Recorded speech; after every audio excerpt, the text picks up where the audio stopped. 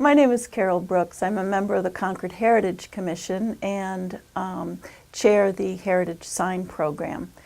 The Heritage Sign Program was begun to assist Concord owners of residential or commercial property to research their building's history and commemorate that with a sign, whether it be a sign that shows an event that may have happened or the building's origin, historical style. Behind me is a sample of mythical signs or fictional signs that we put together to assist owners or applicants with looking at what might be possible. All of the sign sizes are uniform, and the application form, which is available online at the Heritage Commission Sign Program site on the City of Concord website. You can find that by going to the Planning Department section of the Concord website and clicking on the Heritage Program. And it is printable and contains all the information that you need on the process, the application, and provides some key elements to how to research your property. We're standing here in front of our home at 82 North State Street. We refer to it as the Isaac Elwell House. It was built in 1855 and it's been home to me and my wife and my 3 children for the past 12 years. And it was built by Isaac Elwell, who we refer to on the sign as a furniture maker and businessman. I think that doing the historical research on the house or on any house, on any neighborhood, as well as on a town, is important so that people do understand how the town became established, how it grew, how it got to where it is today. We recently held workshops at the Concord Room in the library featuring library staff Sandy Lee and Liz Hengen, also a member of the Concord Heritage Commission and historic preservation consultant. Our workshops feature 10 people at a time, homeowners that come in with a picture of their property and information that they've gleaned so far. It may be just a deed or it may be just the street address and a picture. And we've just had one applicant from one of those workshops that applied, and their sign application has been approved. But just to give you a quick idea, circa indicates that's approximate. So some homeowners may have an exact date. That's fine, and you'd not use the C. But 1859, on a sample, this property was Break-A-Day Farm, established by John Smith. And you'll notice that the Concord Heritage Commission name appears on all the signs. And then in the curve at the top of the sign, we reserve as a commission to put the neighborhood name, Millville in this case, or Pennacook Village in the Heights. Well, I started a few years before because I started going to the state library and because I wanted to research the house and who owned it and the people that had lived here during all those different times. And that's what I did.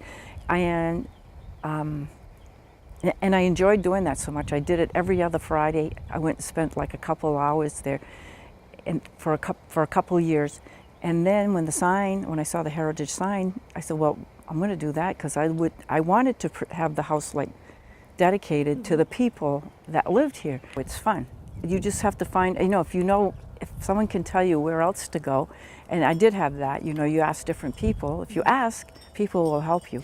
Again, these application forms for the sign program are found on the Concord website, and they can also be obtained at City Hall on the second floor.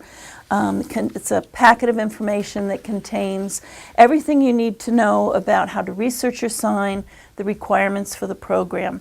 For the people that came to our workshops, in one evening, many of them found information concerning the name of an earlier owner, the address, and found those properties located on a map.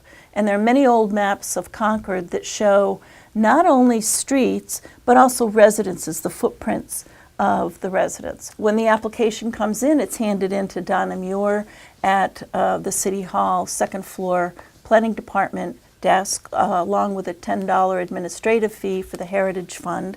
And then that goes directly to the Heritage Sign Committee, and we look at the information that's submitted, and if there's adequate information to back up the language on the sign, then it's approved. Eastman Stilson was on this property for some time because the city records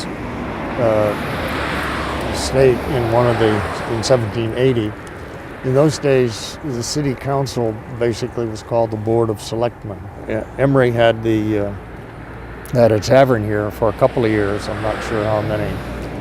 And in 1812, when the War of 1812 started, he often let soldiers, recruits come and stay overnight. It was an inn and a tavern.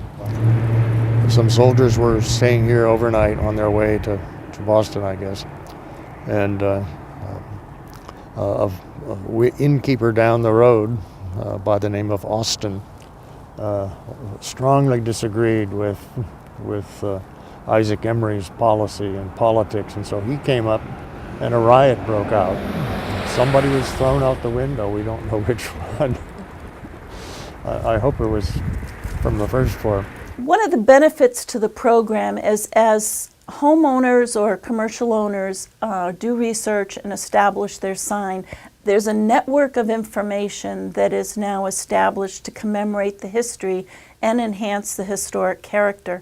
So you will find more and more of these Heritage Commission signs as time goes on. We hope to have enough signs in some neighborhoods, for instance, that would qualify for information that one could put together on a walk. So walk through the neighborhood, and at these addresses you'll see these signs with information on them. But I think as we go forward, it's not just older buildings, it's a building that could have been built yesterday that could qualify for the heritage sign. So you do not have to have a building that was built in 1790 that George Washington visited.